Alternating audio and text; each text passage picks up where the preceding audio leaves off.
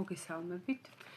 ჩვენი დღევანდელი ინტერვიუს თემა იქნება ცოტათი განსხვავებული, ანუ ამ კონკრეტულ შემთხვევაში უშუალოდ ბიოლოგიური ოჯახის წარმომადგენლის დასტური არ გვაქვს, რადგანაც არ ვიცით, როდის მოინდომებენ დატესტვას. სამაგიეროდ გვაქვს ვართ ბოლოში გასული და გვაქვს ახალი ნათესაური კავშირის, ახალი მეგობრობის, პირველი თაობის სანათესაოს დასტური. დღეს ჩვენი ინტერვიუს სტუმარი არის ორი გაშვილებული გოგონა. ორივე გაშვილებული საქართველოს ერთსა და იმავე კუთხეში, ორივე ერთნაირი სახელებით, სხვადასხვა წლებში დაბადებულნი, რომლებიც არიან ერთი ოჯახის წარმომადგენლები და ერთმანეთი იპოვეს ჩვენთან დნმ ტესტის საშუალებით. მოგესალმები. დღეს შენ ხარ ჩვენი განსხვავებული სტუმარი. შენთან ერთად მეორე გოგონამ ვერ შეძლო გარკვეული მიზეზების გამო მოსვლა ამ ჩაწერაზე, მაგრამ ჩვენ მისი ნებართვით და მისი თანხმობით ზოგადად მის საკითხსაც შევეხებით და მოუყვებით ჩვენი ჯგუფის წევრებს თქვენს ისტორიას.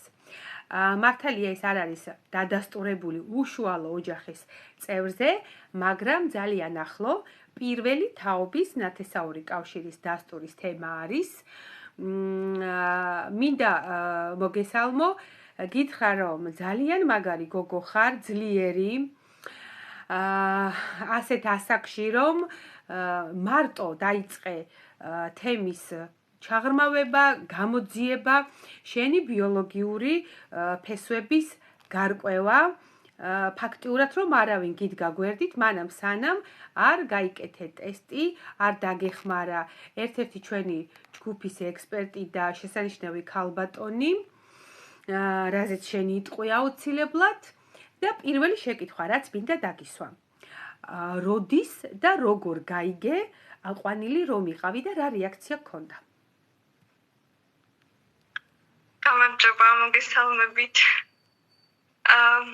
მე გავიგე მშობლების გარდაცვალების შემდეგ, სრულიად შემთხვევით, სოციალურ ქსელში წავაწყდი ნათლიაჩემის პოსტს, რომელიც წერდა, რომ გოგონა არის 18 წლის, მშობლები გარდაცვლილი ყავსო, წერდა ჩემს მდგომარეობას და რამდენად სწორი იქნება, რომ ვუთხრაო სიმართლეო, ისევ რომ ნაკლებად სტრესული იყოსო მისთვისო.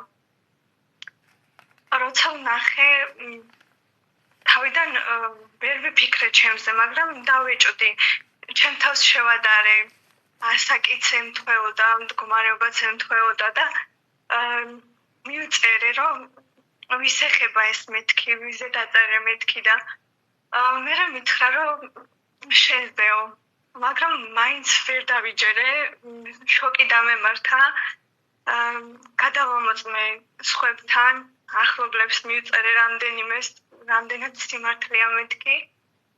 უკვე იმათმაც რო დამიდასტურეს, მე დავწმუნდი, რომ არ იტყუებოდა და სიმართლე იყო. იცი რა, ამ დროს იყავი შენ 18 წლის.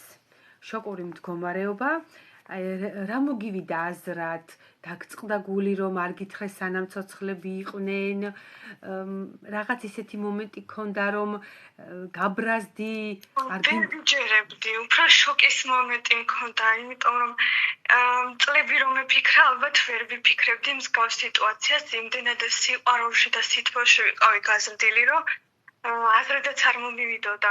ანუ ძალიან კარგი მშობლები გყავდა. დიახ, კი, გამიმართლა ნამდვილად მაგაში. ძალიან კარგი, სამწუხაროდ ბევრს არ უმართლებს და არ აყავთ ესეთი კარგი მშობლები. მიხარია რომ ესეთი დედმამა გყავდა, ვერ გაბედეს, ვერ გითხრეს, მაგრამ სამაგიეროდ ნათლიამ მართლაც რომ ძალიან კარგად მოიქცა და ალბათ გვერდიდან არ გცილდებოდა იმ პერიოდში. დიახ, თვითონ გადამაწყვეტინა ტესტის გაკეთებაც, მიბიძგა იმისკენ, რომ ტესტი გამეკეთებინა, თავიდან პროტესტი მქონდა, ფიქრობდი, რომ ალბათ არ ვიყავი საჭიროდ და იმიტომ დამტოვეს მეთქი და არ მინდოდა მოძებნა, მაგრამ რაღაც რაღაც პერიოდის მერე რომ დავფიქრდი და გაანალიზე.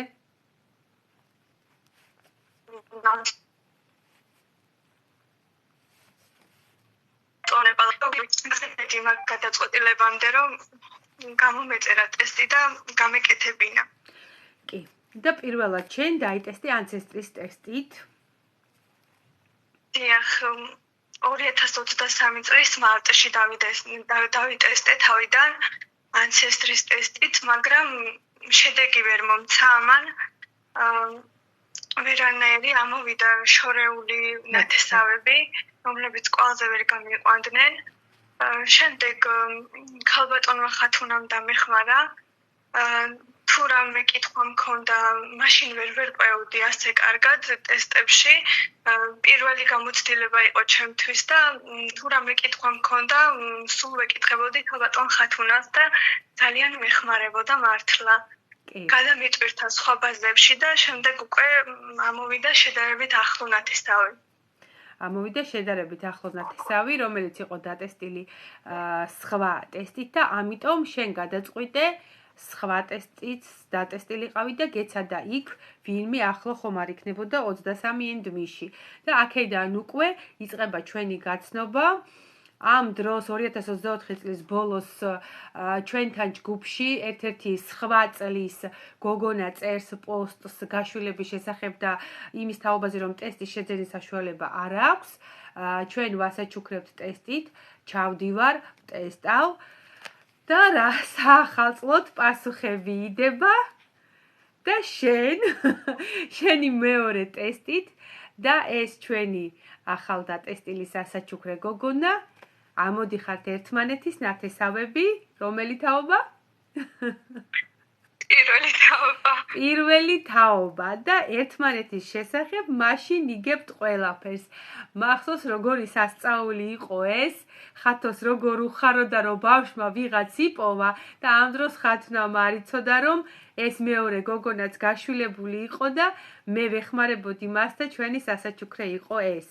გადავწყვეტეთ ერთიანი ძალები. მართლა ასეთი ახლო რო ვნახე ამოვიდა, მაგრამ არ ვიცოდი იგივე სიტუაცია თუ გქონდა. მეგონა რომ ყველაზე გავიდოდი, მაგრამ სამწუხაროდ ვერ მოხერხდა.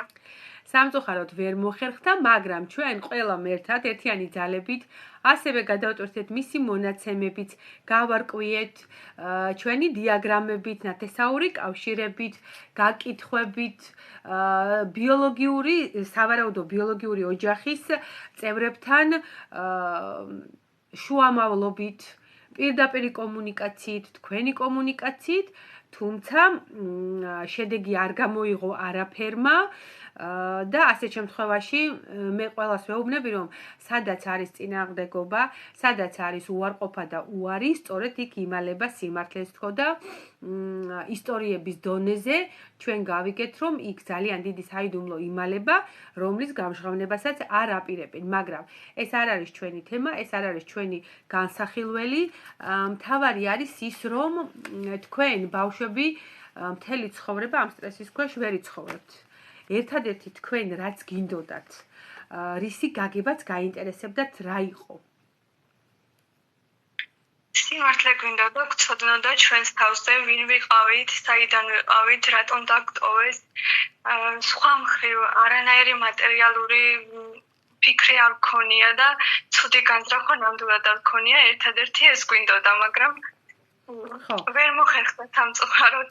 კი, გინდოდათ გაგეგოთ ვინ იყო დედა, რა გვარის ხართ, ვინ იყო მამა, საიდან მოდიხართ და რატომ.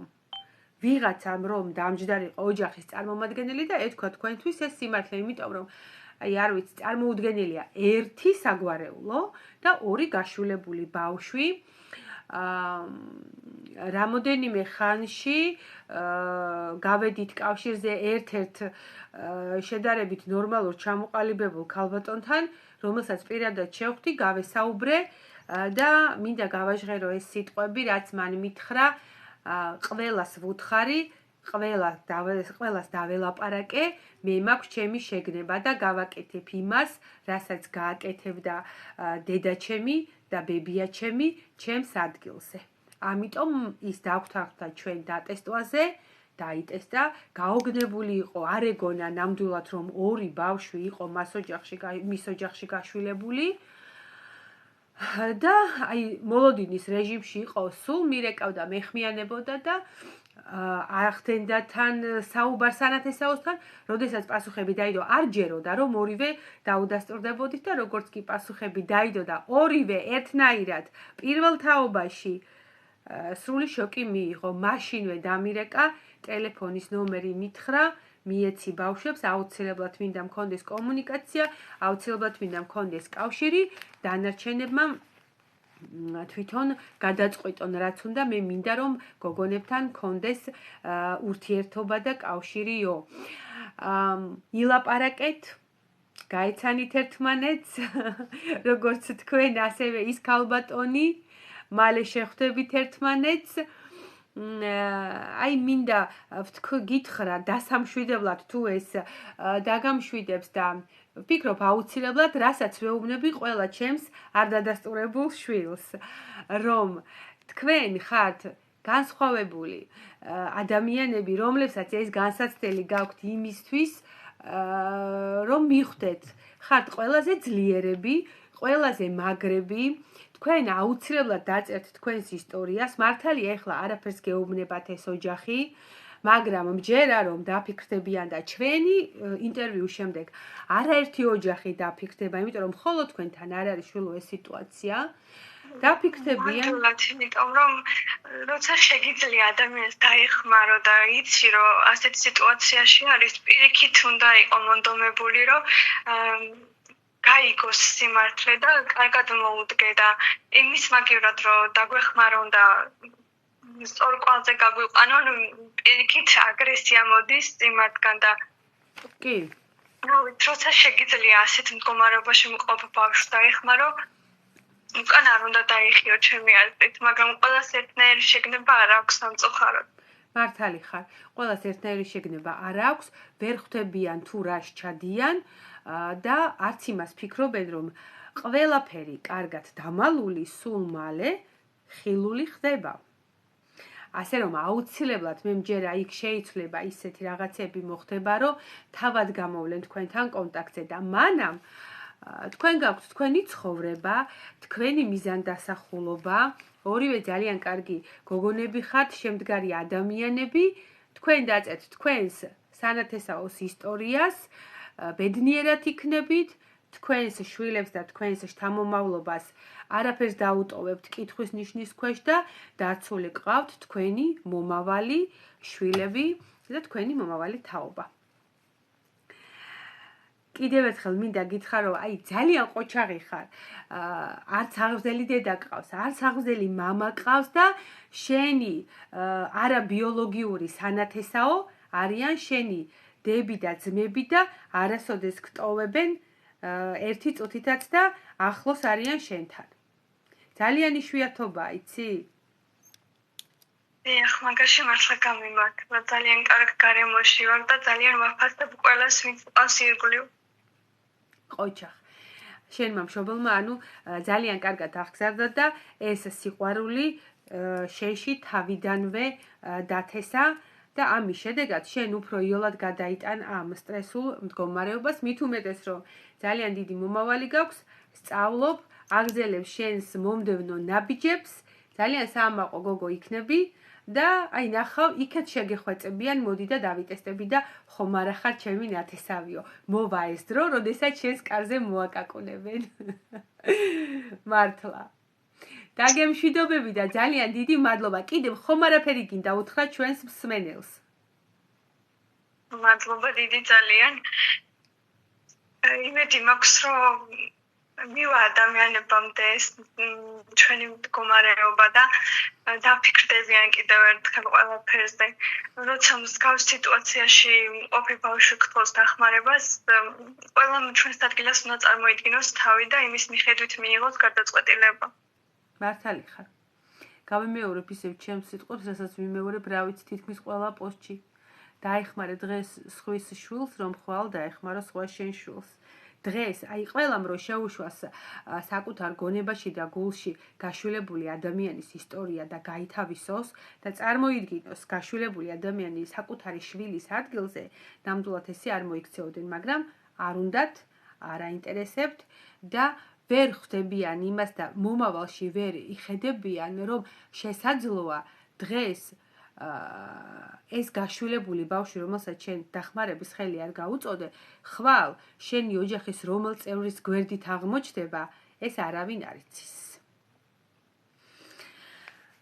ყველაფერი კარგად იქნება, ძალიან კარგი ცხოვრება გექნებათ, მალეც გაიგებთ სიმართლეს, თუ არ გაიგებთ, ის მაინც იცით უკვე ოჯახი და თქვენ შვილებს დაუტოვებთ მათ სახელებს და გვარებს, ეცოდინებათ, რომ მათ არ უნდა გაეკარონ და მათ არ უნდა გადაეყარონ.